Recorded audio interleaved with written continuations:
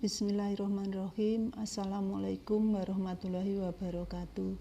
Saya Erna Swanti, perwakilan dari kelompok 2 yang beranggotakan Naning Susanti dan saya sendiri Erna Swanti.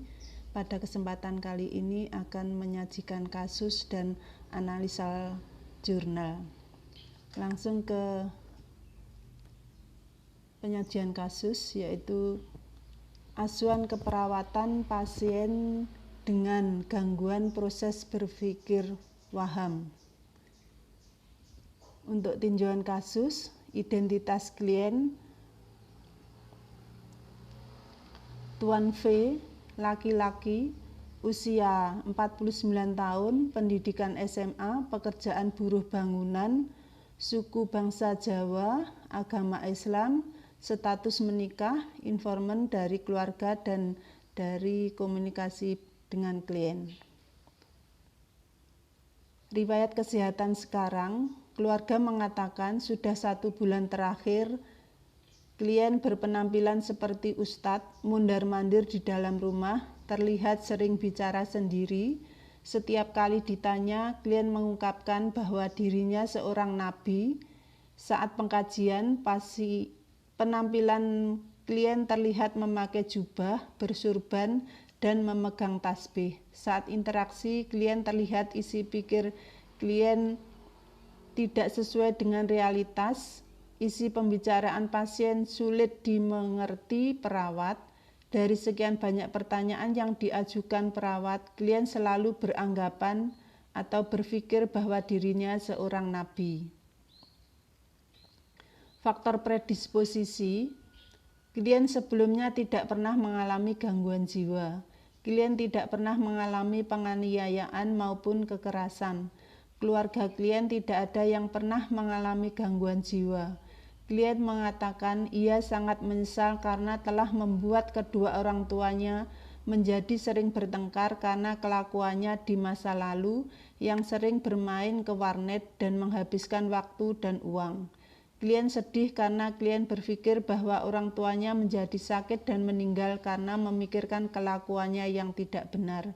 Klien juga mengatakan bahwa dirinya menyesal karena tidak mampu mewujudkan keinginan orang tuanya menjadikan dirinya seorang ustadz dan malu karena ia tidak tamat dari pondok. Ia merasa bahwa hidupnya menjadi terbengkalai.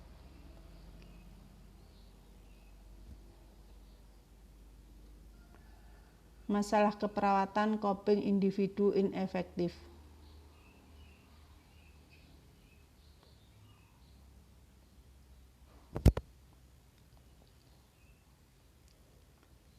Untuk menyingkat waktu, langsung ke analisa data.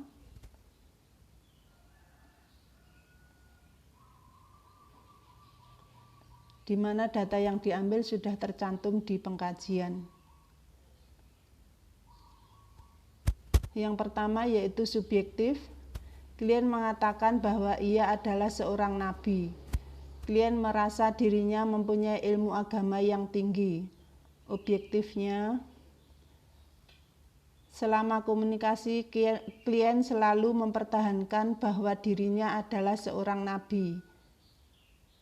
Penampilan klien terlihat memakai jubah, bersurban, dan memegang tasbih. Klien pada saat diajak berbicara dari pertanyaan-pertanyaan yang diberikan, pasien menjawab tidak sesuai atau tidak nyambung. Saat interaksi dengan klien, terlihat isi pikir klien tidak sesuai dengan realitas. Isi pembicaraan klien sulit dimengerti perawat. Klien tampak banyak bicara sendiri. Masalah keperawatan, gangguan proses pikir waham, yaitu waham kebesaran.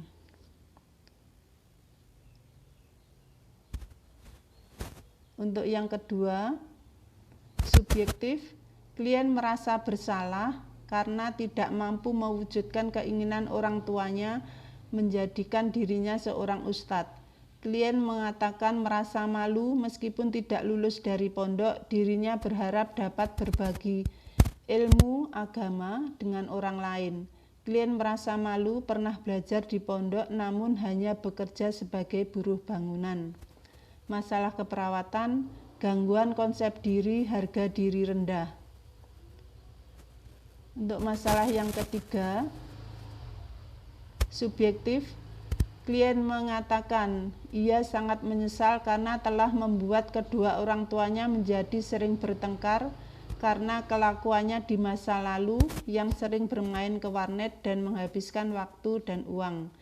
Klien sedih karena klien berpikir bahwa orang tuanya menjadi sakit dan meninggal karena memikirkan kelakuannya yang tidak benar. Objektif, klien tampak sedih saat mengungkapkan penyesalannya. Masalah keperawatan, coping individu inefektif.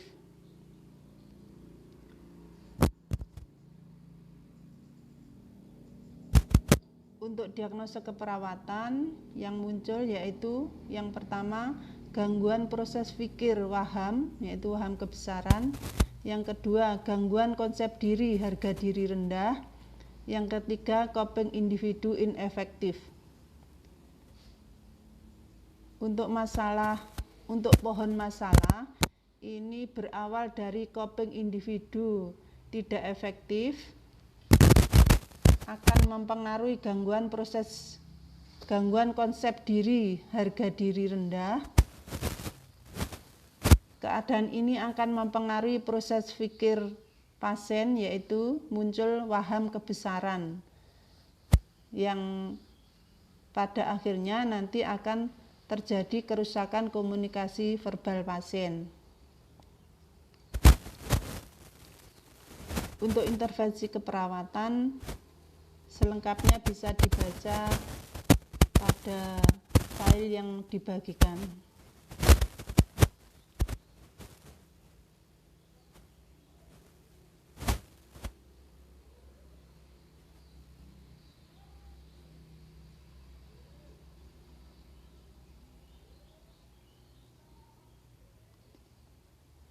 Untuk selanjutnya,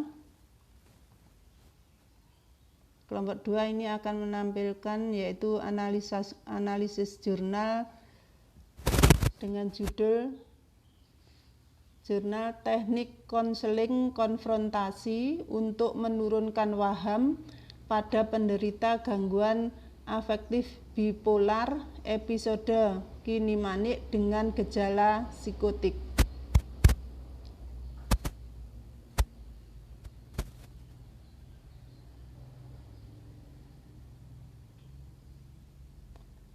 Untuk penulisnya yaitu Melita Gusti Faradila tahun 2019.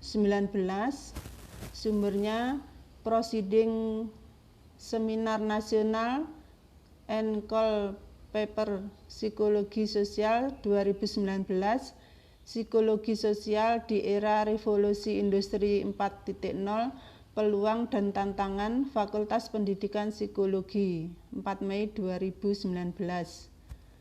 Untuk problemnya,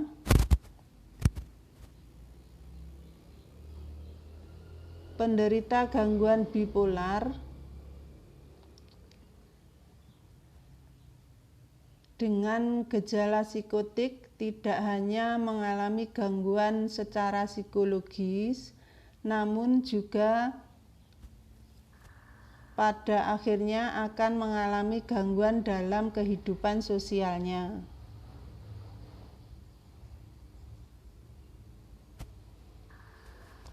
Penderita gangguan bipolar dengan gangguan psikotik hadir dengan gangguan waham yang pada akhirnya membuat penderita semakin kesulitan untuk bersosialisasi dengan lingkungannya karena dianggap berbeda atau aneh oleh masyarakat, berkaitan dengan komunikasi yang berlebihan dan tidak sesuai dengan kenyataan yang terjadi. Komunikasi yang berlebihan dan tidak sesuai dengan kenyataan yang terjadi, inilah yang membutuhkan bantuan untuk ditangani dengan menggunakan konseling konfrontasi. Konfrontasi akan membantu penderita untuk menyadari dan menghadapi berbagai pikiran, perasaan, dan kenyataan pada dirinya yang ingin disembunyikan atau diingkarinya. Konfrontasi juga membantu penderita untuk mencapai kesesuaian atau kongruen, yaitu suatu keadaan di mana kata-kata penderita sesuai dengan kenyataannya. Rofik 2012.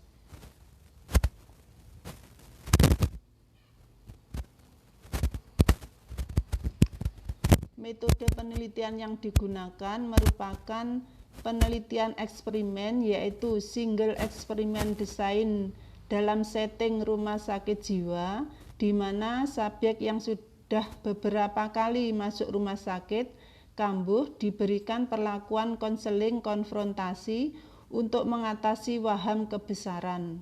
Tahap konseling konfrontasi yang dilakukan terdiri dari sesi 1 mendengarkan, sesi 2 merangkum dan mengklarifikasi, sesi 3 mengkonfrontasikan secara empatik, sesi 4 mengamati dan mengevaluasi, sesi 5 terminasi.